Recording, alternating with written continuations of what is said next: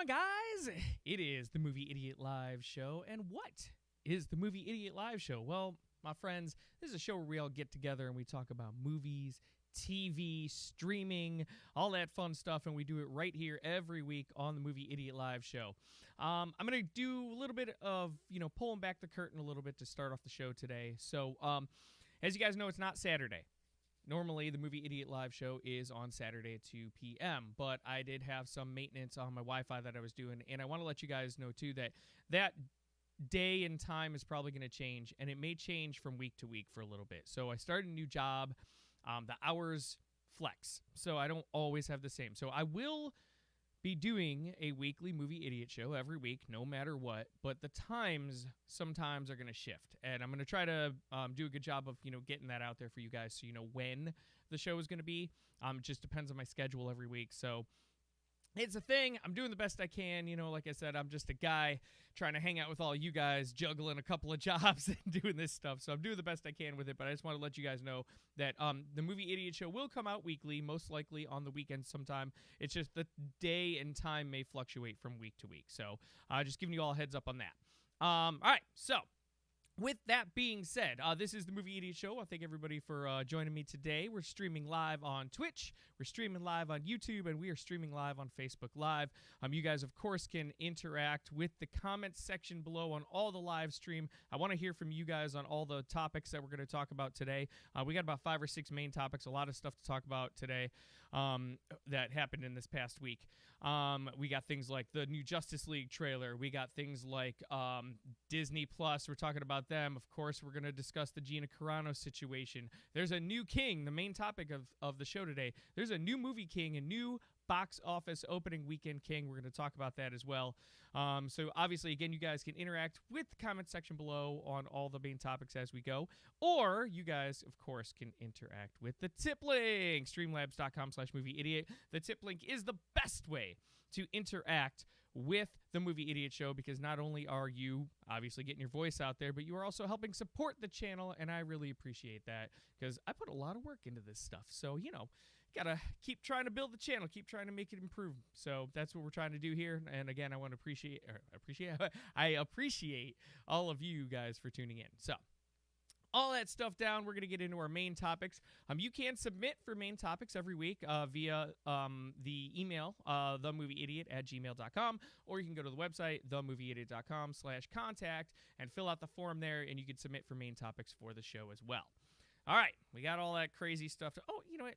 I always do this. Don't forget, of course, subscribe, share, tell your friends, man. We're trying to build this up. Make sure you guys do that as well. All right, now we got that out of the way. Let's get into our main topics for today. And I'm going to start off with a fresh off the press one here. Ladies and gentlemen, boom, the new Justice League trailer has dropped. The Zack Snyder Cut Justice League trailer has dropped. And I got to tell you guys, it's pretty awesome looking. I am not going to lie. I know this movie is fairly divisive, but in my opinion, man, this trailer looked unbelievable. Dude, this is the movie I wanted to see. This is the movie I thought we were going to get. Amazing shots of Darkseid. Steppenwolf looks unbelievable. Of course, that little flash at the end of the trailer where you see the Joker. Jared Leto's Joker is back, but he looks a lot different in this particular scene. Guys, if you have not checked it out, you got to see this thing. It was a pretty long trailer, and a lot of good action in it. Some, old stuff, but a lot of new stuff, too. I thought it was really good. It got my excitement level up, and that's what a trailer is supposed to do, of course. So, but it's not about me, guys. It's about you. What do you guys think? Have you checked out the new Justice League trailer? If you have, hit me up in the comments below. I want to hear what you guys have to say, and we're going to move on to the next main topic of the day. The next main topic of the day goes a little something like this. So, Detective Chinatown 3 tops Avengers Endgame for biggest opening weekend ever in a single market with $397 million and crushes the record. And this, of course, perks up Hollywood Hope, and this is according to Deadline. So, this movie, Detective Chinatown 3, came out in China, and previously, the record, of course, was held by Avengers Endgame for the biggest opening weekend ever at $357 million. That is the highest, and that was a record that most people thought would never be broken, especially after COVID. Well, this movie, out of nowhere, Detective Chinatown 3 crushes the opening weekend record for box office in the middle of a pandemic. Let me stress that again. In the middle of a pandemic, this movie crushed the opening weekend record that was held by Avengers Endgame. I am floored by this news right now. And I know that the China market's really big, and they've been thriving in the movie market lately. It's been doing really well. But I'm still shocked, totally shocked by this. It is unbelievable. And they're talking possibility of it grossing $2.56 billion in an estimate for its full theatrical run. Oh my God.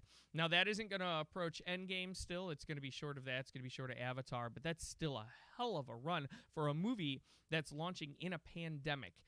I am shocked on this. And again, that's a record that I thought would never go down. Yeah, I mean, Avengers Endgame obviously was, the culmination of 22 Marvel films. It was the big bang of the Marvel cinematic universe. It shattered every box office record you can think of. And yet, this movie comes out of nowhere and crushes its opening weekend. I'm just floored right now. So that's how I feel about that, guys. But it's not about what I think. It's never about what I think. It's about what you think at home. Let me know in the comments below what you guys think, or again, send me a tip link, streamlabs.com/movieidiot, and I am going to move on to the next main topic of the day. And our next main topic for today goes a little something like this. Wizard of Oz remake in the works at New Line with director Nicole Kassell. So, yep, according to this article in Variety, hold on to your ruby red slippers as we repave the yellow brick road. A Wizard of Oz remake is in the works at New Line Cinema. Nicole Kassell, she directed the Watchmen series, is directing the film, an adaptation of the beloved book Wizard of Oz, and it's obviously remaking the movie, the 1939 musical starring Judy Garland. Now, I'm going to start already because I can already hear it. What happens every time a classic movie is remade? Why? Leave it alone. It's good the way it is. Don't touch my movie. And I'm going to say the same thing I say every time. This is a win-win. And this is why. 1, let's say this movie gets remade and it's amazing. Then you have 2 amazing adaptations of The Wizard of Oz. 2, let's say this movie gets made and it sucks. Then you have the original Wizard of Oz is still there. And 3, and most importantly, every time, and you can look this up, every time a movie gets remade, every time, let me say it again in the mic, real deep like, every time a movie gets remade, the original's numbers go through the roof. People go and watch the original over again, and it brings a whole new generation of people to see the original movie. All this is a win-win-win-win-win. Now, if you don't like the movie, the new one that comes out, okay, I get it. And feel free, criticize away. But it's not a travesty. It's not a tragedy. It's not, oh my God, they've ruined my childhood. No, it's still there. Your childhood's still there. The movie's still there. So, in my opinion, this is a win-win-win-win-win. There's no loss here. If you don't like the new one, don't watch it. Don't watch it. If you don't like that he even remade the new one, don't watch it. But guess what? Because of the remake that's coming out of The Wizard of Oz, a whole new generation of people are going to go watch the original Wizard of Oz. And that's fact because it's proven by numbers. You can look at the numbers. So, in my opinion, it's a good thing. Now, I'm going to tell you right now, I watched that Watchmen series. It was really good. Nicole Kassell did a great job with that Watchmen series. So, in my opinion, dude, go for it. And look, you know what the cool thing is this is public domain, by the way. The Wizard of Oz. There's no rights to this, so it's not like who was it, Disney or Warner Brothers, one of the two who released the original. There's no rights on that.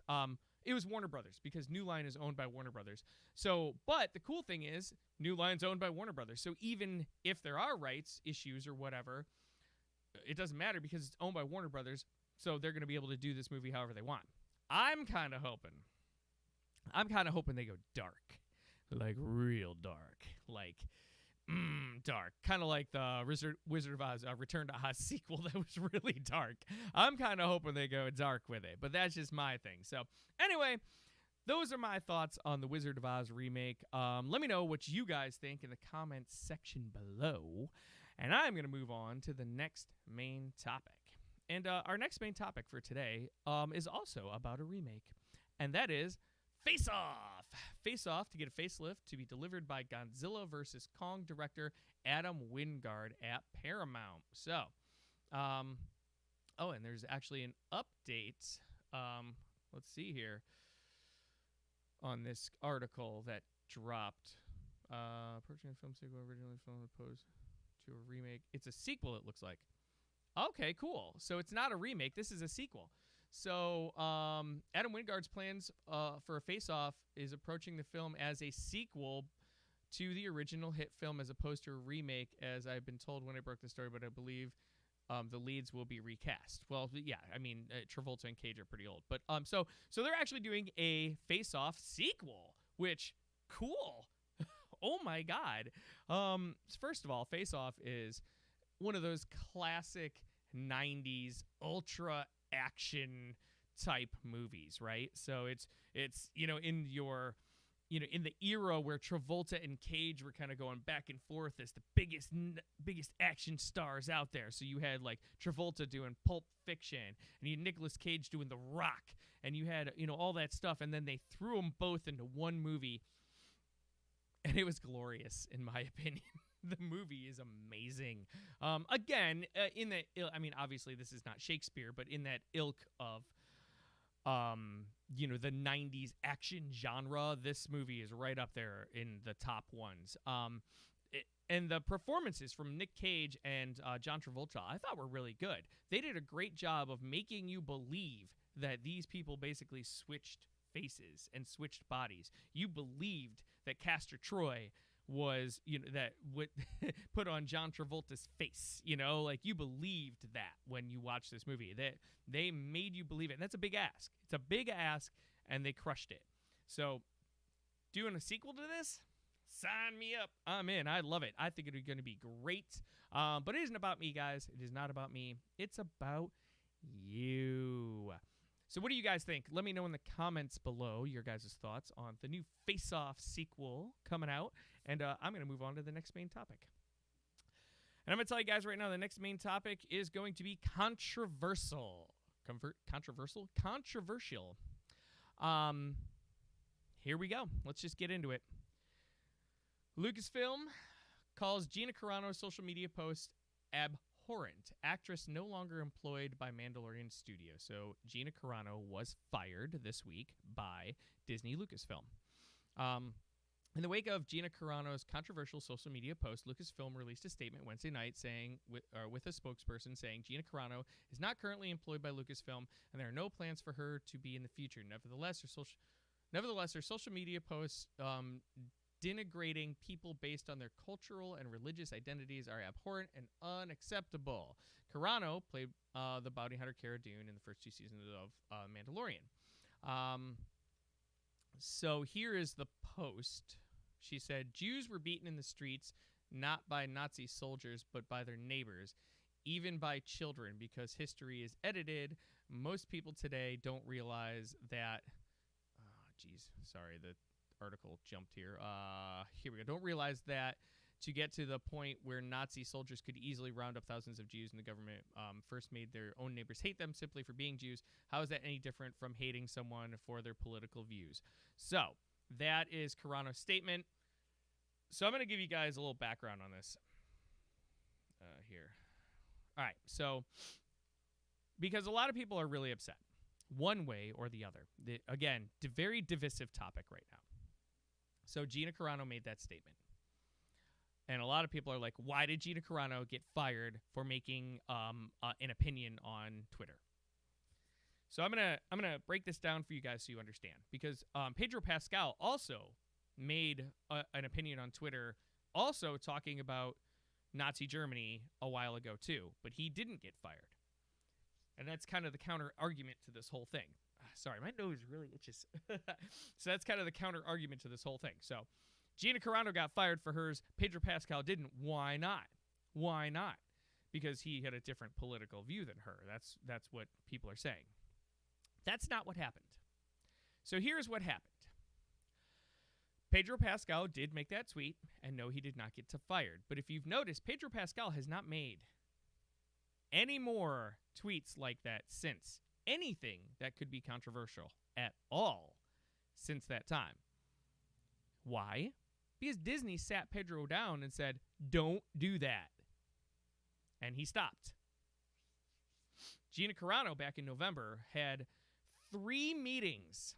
It's come to light that she had 3 meetings, 3 separate meetings over 3 separate posts Gina Carano had in November with Disney. The last one meeting that she had, her representation was there too, so her agents were there as well. And in the last meeting, I'm sorry, she was told twice, and the third time, so let me get this right. I want to get the facts right. She was told twice, so they reached out to her agents and told her twice to stop posting controversial tweets. The third time, they sat down and had a meeting, and they said point blank, look, when you post this stuff, it comes back on us, and we have to deal with it, and we don't want to deal with it. You need to stop, because, look, we got this golden goose sitting here, and you're going to ruin it. So please stop. She agreed. Her and her agents agreed in that final meeting back in late November to stop posting controversial stuff. She then turns around and made this post, which is controversial, and it got her fired because she broke the agreement, not because she posted her opinion. And that's the part that people aren't realizing. Gina Carano got fired because she made an agreement with Disney and Lucasfilm and broke contract. She broke the agreement. She got fired for it. That's why she got fired. Right or wrong, whether you agree with her statement or not, whether you agree whether Disney should have fired her or not, that is what happened. That is the fact of the matter, is that they had asked her again, they had asked her again. And then finally they said, okay, you're done. We tried. You're not listening. Bye. That's what they did. Pedro Pascal has not been fired for his one tweet that he had because they asked him to stop, and he did. Pedro Pascal was also asked to stop after the tweet that he had made before. So, that's the difference. That's why Gina Carano got fired and Pedro Pascal did not. Now, my opinion on all this. I try not to get too deep into the political stuff. Well, look, we're here as movie fans and stuff like that, but this is big news, okay? The Mandalorian's the biggest show on Earth, and she's a big character in it. But my opinion on Gina Carano getting fired, I have kind of 2 of them. One, I've said this before and I'll say it again. I do not care about the opinions of celebrities. I put them right up there with the opinions of the grocery store bagger or, my mechanic or, my doctor or my dentist. Whatever. Your opinion is your opinion. I don't care about it. It doesn't sway me in any way, shape, or form. I don't pay attention to them. I watch Mandalorian and I watch Gina Carano to see them entertain me for 40 minutes a week. That's what I do. So what they do and what they say on their time is their thing. So I don't care about that. So would I have fired her? I don't know. I really don't know, but I doubt it. But I understand why Disney did. I understand why they did, because they asked her to stop. They asked her to stop again. They sat down and had a meeting and all agreed she would stop, and then she did it again. That's a breach of contract. She's gone. So if I had gone through those steps like Disney did, yes, I would have fired her. Now, would I have fired her like they fired James Gunn before when they discovered James Gunn's tweets from 7 years ago, which he hadn't done since? and apologized for on top of it? No, which they realized that maybe they shouldn't have done that, and they went and rehired James Gunn later. So, people want to talk about cancel culture or whatever. I'm not down with that. I don't care about any of that. I just, look, again, I don't care about the opinions of actors and actresses. So for me, it doesn't matter what they say on Twitter or on Facebook. I don't care. Now, obviously, there are certain lines you cannot cross, and obviously there are certain things you cannot do. But she didn't kill anybody. She didn't mug anybody. She didn't hurt anybody. She didn't, so there are other celebrities who got to keep their jobs, and they've done much more horrible, or to use the word, abhorrent things. But she did break contract. So on that level, I agree with what Disney said, because Disney and her had an agreement, and she broke it. That's where I agree. Whether she should have been fired about the comments specifically, I don't know.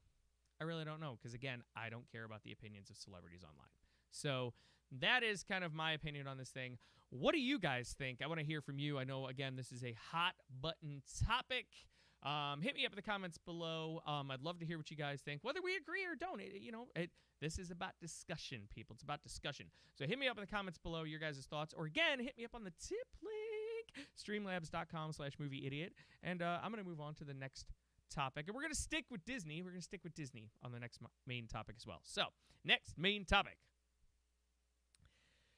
And that is Disney Plus pops to 95 million paid subscribers. Disney Plus, in the year and couple months they have been out, are already up to 95 million subscribers. And it's insane. This thing is a train. And it's funny because, I've seen people talking about the Gina Carano thing, about how Disney's going to lose subscribers on that. I don't think Disney's worried, okay? Disney was planning on getting to 95 million subscribers by 3 years from now. So they've already well surpassed their goals. So Disney Plus, in the window of its closeout in 2020 streaming service, notched 94.9 million customers worldwide as of January 2nd. That's up more than 8 million in just 1 month. I'm actually curious to know. I want to see in this article if they talk about Netflix subscribers. And all told, because they also own Hulu. So with Disney Plus, Hulu, and ESPN, they have 146.4 million subscribers. That's insane.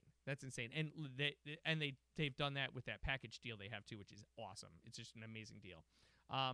So let's see here. I want to see if they talk about Netflix subscribers. If they don't, I'm going to look up Netflix. I wish I would have done this before. Let's compare that. Oh, here we go. All right, here it is. So Disney Plus has 146.4 million global subscribers. Disney, and that's with including Hulu and ESPN Plus. Netflix has 203.7 global subscribers, okay? Here's the difference, though. The big difference between those two companies is Netflix has been around for 10 years. Disney has been around for a year and 4 months. Disney is killing it, guys. They're killing it. And they've just begun. Because think about this. Before WandaVision dropped, basically they had The Mandalorian and Hamilton and a couple of new movies, and then the entire Disney library. That's it. Netflix is cranking out show after show after show, movie after movie after movie. And don't get me wrong, Netflix shows are awesome. They're really, really good. And Netflix movies are hit and miss, but still some good content there. But man, Disney, their shows, Mandalorian, amazing. And then the next show they drop right after that, the second original Disney Plus show they drop, major blockbuster. I mean, they have other ones, but the second major one was WandaVision. Crushed it. Awesome. So, dude, Disney is on this train, man. It's like a freight train, and it's just rolling. And I'm telling you, they're going to pass Netflix by the end of the year. They're going to pass Netflix by the end of the year. And it's the library, man. It's that library. They had that library, so they immediately, right away, had like 50 million subscribers like that, and now they're putting out this content, and everybody's loving it, and they're just crushing it. And I'm telling you, by the end of the year, that's my prediction. My bold prediction. I predict that Disney Plus will have more subscribers than Netflix by the end of the year. And I'm going to even go bolder than that. Take Hulu and ESPN out of it. So, because Disney has 95 million right now just on Disney Plus. Take Hulu and ESPN out of it. So, just Disney Plus sitting at their 95 million. They're still 110 million behind Netflix, 111 million. By the end of 2021, Disney Plus, just Disney Plus,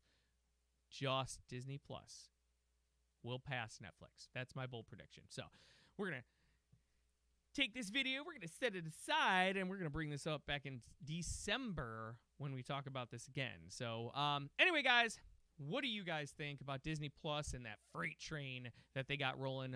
Do you guys think it's awesome? Do you think it sucks? Let me know in the comments below your guys' thoughts on that, and I'm going to move on to the next main topic of the day. We're going to stick with Disney because, boom, Black Widow is still set for theatrical release, confirms Disney CEO. So Disney CEO Bob Chapek confirms that despite the still ongoing coronavirus pandemic, Marvel Studios' Black Widow will hit theaters this May.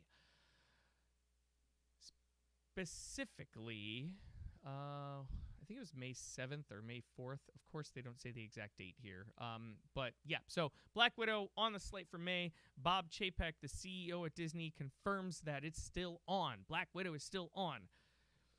Yay! I'm all for it. I'm all for it. First of all, look at the first topic from today, the main topic for the show.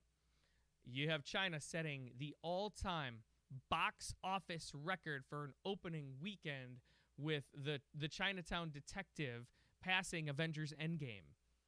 People are tired of being home.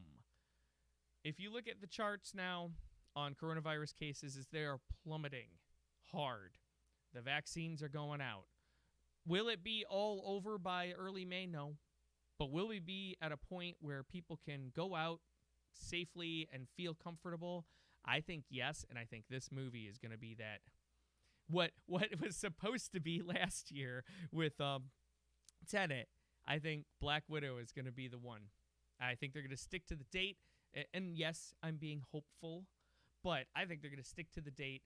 A lot of people think they're going to move it a month. I don't think so. I think they're going to stick to the date because they are going to be the ones who are able to say, look, we got people back to the cinema. We did it. We did it with Black Widow. Black Widow brought people back to the North American cinema. And they're going to want to drop this in China too, especially since China, there's no reason why they have to move it a month anymore. With China setting that box office record of $397 million, insane. I'm telling you right now, they're going to drop this movie early May. They're going to stick to the date, and that movie again, the Chinatown Detective movie only bolsters that. I think it's going to stick. So that's my opinion, and I also hope it's going to stick because I really want to see this movie. Man, I really just want to see movies in the theater in general. It's been so long, guys. It's been so long. So anyway, that's how I feel. How do you guys feel? Do you guys think Black Widow is going to stick to its theatrical date of early May? Do you think they're going to move it one more time? Let me know in the comments below your guys' thoughts on that, and I am going to move on to the next main topic of the day, which is our final main topic of the day. Final main topic of the day. And that, of course, guys, is WandaVision. It's WandaVision. Episode 6. Guys, WandaVision. The show. I'm just so with this show. I love it. Like, to my core, love it. It's just amazing. And episode 6 was amazing.